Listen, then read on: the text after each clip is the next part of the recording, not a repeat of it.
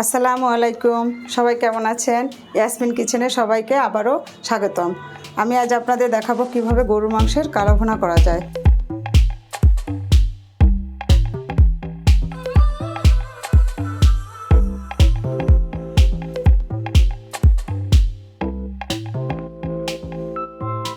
ঘরে থাকা সব মশলা দিয়েই এই কালো ভুনাটা আমি আপনাদের করে দেখাবো।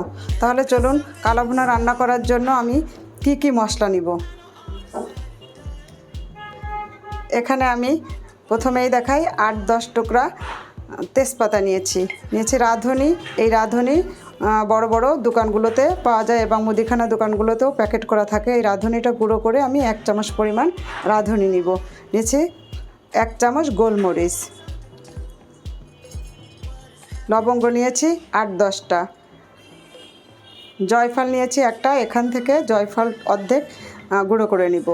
আর এটা হচ্ছে স্টার এনিস, এটা হচ্ছে কালা ভুনার প্রকৃত কালারটা আসে এই মশলাটা দিলে। আর আরও নিয়েছি 2টো বড় এলাচ, নিয়েছি 8-10টা সবুজ এলাচ, নিয়েছি হচ্ছে কাবাব চিনি। এই কাবাব চিনি কিন্তু অবশ্যই দিতে হবে, কাবাব চিনি না দিলে কালা ভুনার প্রকৃত ফ্লেভারটা আসবে না। নিয়েছি দারচিনি 4 টুকরা দারচিনি, আর নিয়েছি হচ্ছে জয়ত্রী নিয়েছি 3 টুকরা। এই মশলাগুলোর আমি কালা ভুনাতে ব্যবহার করব। কালা ভুনা করার জন্য আমি এখানে নিয়েছি 1.5 কেজি পরিমাণ মাংসটা একটু কালো ভুনা করার জন্য বেশি নিতে হয়, কেননা বেশি মাংস না হলে কালো ভুনাটা সেই রকম মজা আসে না। অল্প মাংস কালো ভুনা রান্না করতে গেলে মাংসটা বেশি কমে যে ওই ফ্লেভারটা পাওয়া যায় না। 1.5 কেজি পরিমাণ মাংস নিয়েছি। আমি যে পাত্রে রান্না করব ঠিক সেই পাত্রটা নিয়ে নিয়েছি, সেই পাত্রে আমি মাংসগুলো দিয়ে দিব।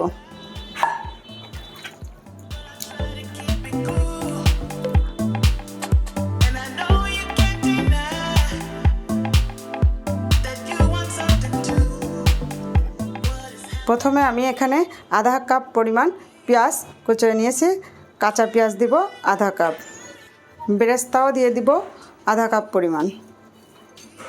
কালা ভুনা সাধারণত কাঁচা পেঁয়াজও দিতে হবে, বেরেস্তাও দিতে হবে। রসুন বাটা 1.5 চামচ পরিমাণ, আদা বাটা 1.5 চামচ, জিরে বাটা 1.5 চামচ পরিমাণ। এখানে আপনারা জিরের গুঁড়ো ব্যবহার করতে পারেন, আমি এখানে বাটাটাই দিয়েছি। শুকনো মরিচের গুঁড়ো 1.5 চামচ, হলুদের গুঁড়া 1.5 চামচ, ধনের গুঁড়া 1.5 চামচ, লবণ 1.5 চামচ। বেরেস্তা করতে যে তেলটা নিয়েছিলাম সেই তেলটাই দিয়ে দিলাম। জয়ফল গুঁড়ো করে নিয়েছি 1/2 চামচ, রাঁধুনি 1 চামচ। সব উপকরণগুলো একসাথে দিয়ে এবার ভালো করে মেখে নিতে হবে। হাত দিয়ে ভালো করে মাখাতে হবে যাতে মাংসের ভিতরে সব কোনায় কোনায় মশলাগুলো পৌঁছে যায়। আমি হাত দিয়ে ভালো করে মেখে নিচ্ছি।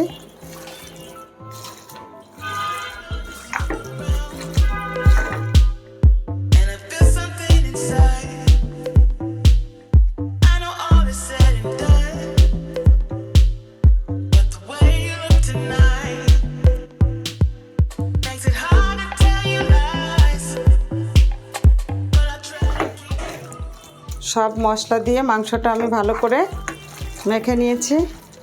এবার আমি যে আস্ত মশলাগুলো নিয়েছি সেগুলো দিয়ে দিব। যে আস্ত মশলাগুলো নিয়েছিলাম এবার আমি সেই মশলাগুলো সব এখানে দিয়ে দিচ্ছি।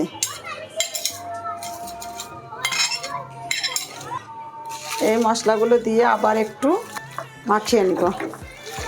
একটু সাবধানে করতে হবে যাতে মশলাগুলো হাতে না লাগে। আপনারা চাইলে কাঠি দিয়েও করতে পারেন, আমি হাত দিয়েই করে নিলাম। কোনো রকমের পানি ব্যবহার করা যাবে না। মাংস থেকে যে পানি বের হবে এই পানি দিয়েই মাংসটা কষানো হয়ে যাবে ভালো করে। পরে আস্তে আস্তে পানি অ্যাড করতে হবে আর রান্না করতে হবে। আসলে কালো ভুনা মানে ভুনা মাংস না, আস্তে আস্তে গরম পানি দিয়ে দিয়ে একটু একটু করে কষাতে হয় আর রান্না করতে হয় এবং অন্য অন্য উপকরণগুলো দিতে হয়। এর জন্য মাংসটা এরকম কালো এবং ভুনা হয়ে যায়। এবার আমি চুলোটা জ্বালিয়ে দেব। প্রথমে একটু হাই হিটে 10 মিনিট রান্না করতে হবে। তারপরে যখন মাংস থেকে পানিটা বের হয়ে আসবে চুলো লো হিটে দিয়ে তারপরে আস্তে আস্তে রান্না করতে হবে। এইভাবে ঢেকে দিয়ে 10 মিনিট রান্না করে নিব। তারপরে আমি আবারও ফিরে আসব। এই সময় চুলাটা সবসময় একটু হাই হিটে দিতে হবে। হাই হিটে দিলে মাংসের পানিটা বের হয়ে যাবে। তারপরে আবার চুলাটা লো হিটে দিয়ে রান্না করতে হবে। ফিরে আসব 10 মিনিট পরে।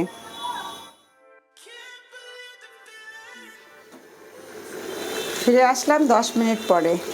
এই যে দেখুন মাংস থেকে কত পানি বের হয়ে আসছে। এই পানি দিয়েই মাংসটা নেড়ে চেড়ে দিয়ে আবার ঢেকে দিব। এই পানি দিয়ে আস্তে আস্তে মাংসটা সিদ্ধ হয়ে যাবে। কখনো ঢাকনা আগলা করে রান্না করা যাবে না, সম্পূর্ণ ঢেকে ঢেকে রান্না করতে হবে। কালাভুনা মাংস রান্না করতে কখনো ঢাকনা খুলে রান্না করা যাবে না এবং ঠান্ডা পানি দেওয়া যাবে না। ঠান্ডা পানি দিলে মাংস সিদ্ধ হবে না। এই পানি দিয়েই আমার মাংসটা প্রায় সিদ্ধ হয়ে যাবে। আমি এরকম ঢেকে ঢেকে রান্না করব। আবারও ঢেকে দিলাম নেড়ে চেড়ে। ফিরে আসব আবারও 10 মিনিট পরে। ফিরে আসছি আরও 10 মিনিট পর। মাংস থেকে যে পানিটা বের হয়েছিল সেই পানিটা এখন শুকায় গেছে। আমি ভালো করে মাংসটা কষিয়ে নিয়েছি। এখন একটুও পানি নাই, তেল উপরে উঠে আসছে, মাংসটা কষানো হয়ে গেছে। এই পর্যায়ে আমি এখন ফুটন্ত গরম পানি অ্যাড করব। মাংস সিদ্ধ হওয়ার জন্য বারবার করে অল্প করে পানি দিতে হবে, গরম পানি দিতে হবে আর ঢেকে দিয়ে দিয়ে রান্না করতে হবে যত সময় মাংসটা সিদ্ধ না হয়। অতিরিক্ত পানি একবারে দেওয়া যাবে না, তাহলে মাংসের কালার নষ্ট হয়ে যাবে। কালাভুনার সেই কালার আসবে না মাংস। এবার আমি এখানে দিয়ে দেব 1 কাপ পরিমাণ ফুটন্ত গরম পানি। ভালো করে নেড়ে চেড়ে পানিটা মিশিয়ে দিতে হবে মাংসের সাথে। চুলোর জাল কিন্তু একদম লোতে করে রান্না করতে হবে, লো হিটে রান্না করতে হবে, তাহলে মাংসটা সিদ্ধ হয়ে যাবে। আবারও ঢেকে দিয়ে রান্না করব। মাঝে মাঝে নেড়ে চেড়ে দিতে হবে যাতে কড়ার নিচে লেগে না যায়। এই যে এখন ঢেকে দিলাম। ফিরে আসব এই পানিটা টেনে যাওয়া পর্যন্ত রান্না হোক, তারপর আবারও ফিরে আসব। এখানে আমি 1 কাপ পানি কষানোর পরে 1 কাপ পানি দিয়ে আবারও ভালো করে কষিয়ে নিলাম। এখনও সেইভাবে সিদ্ধ হয়নি, কিছুটা সিদ্ধ হতে বাকি আছে। এখানে আমি আরও 1 কাপ ফুটন্ত গরম পানি দিয়ে নেড়ে চেড়ে ঢেকে দিয়ে আবারও কিছু সময় রান্না করব। দিয়ে দিলাম আরও 1 কাপ গরম পানি। কালাভুনার বৈশিষ্ট্যই এটে, বারবার পানি দিতে হবে, গরম পানি দিতে হবে আর ঢেকে দিয়ে দিয়ে রান্না করতে হবে। মাঝে মাঝে নেড়ে চেড়ে দিতে হবে কিন্তু। আমি কিন্তু মাঝে মাঝে অফ ক্যামেরায় নেড়ে চেড়ে দিচ্ছি, তা না হলে নিচে লেগে যাওয়ার সম্ভাবনা থাকে। আবারও ঢেকে দিয়ে আস্তে নিভু নিভু আজে রান্না করে নেব।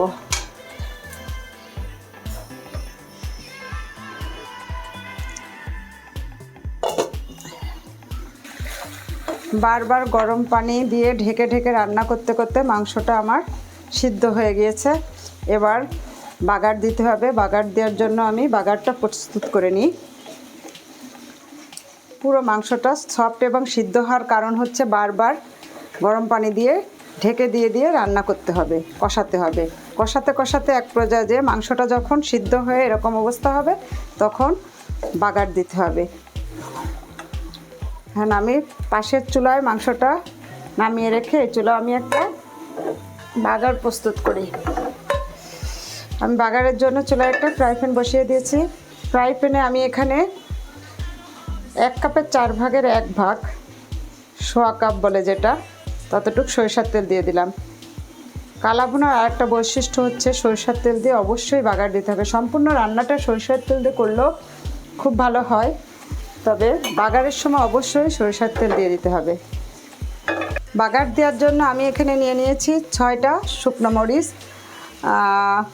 8টা রসুনের কোয়া, বড় রসুনের কোয়া 8টা এরকম কিউব কিউব করে কেটে নিয়েছি। আর পেঁয়াজ এরকমভাবে কিউব কিউব করে কেটে নিতে হবে। আমি প্রথমেই শুকনো মরিচগুলো দিয়ে দিলাম।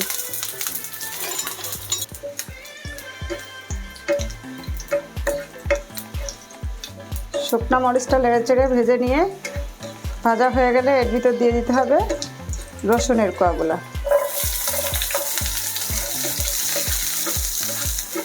এইভাবেই কাটতে হবে, এইভাবে কাটলে ভালো হয়। এই যে আমি পেঁয়াজটাও কিউব কিউব করে কেটে নিয়েছি। এগুলো এবার নেড়ে চেড়ে বাদামি কালার হলে মাংসের ভিতরে দিয়ে দিব।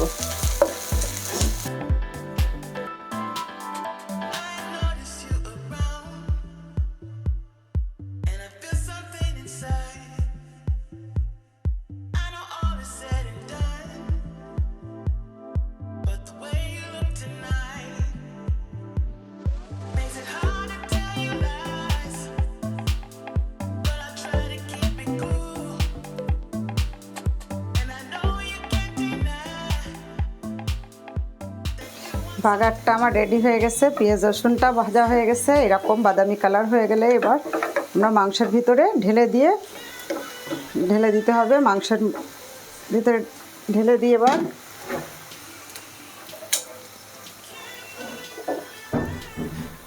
মাংসটা আমি এই চুলায় নিয়ে আসলাম। এই যে এখন আমি